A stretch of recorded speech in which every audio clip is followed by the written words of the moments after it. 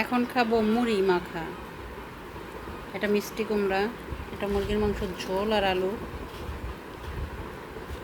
যেটা অবশ্য কালকে খালা রান্না করে দিয়ে গেছিল।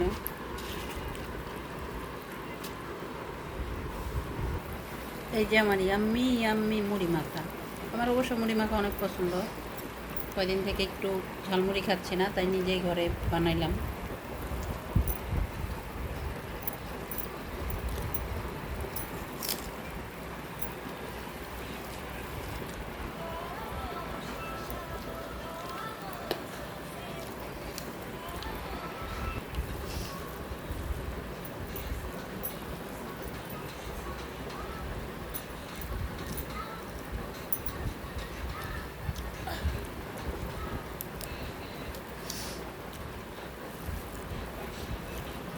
মজা হয়েছে অনেক।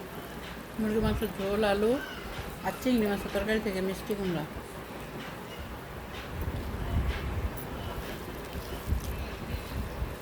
আর মুড়ি, অনেক মজা হয়েছে।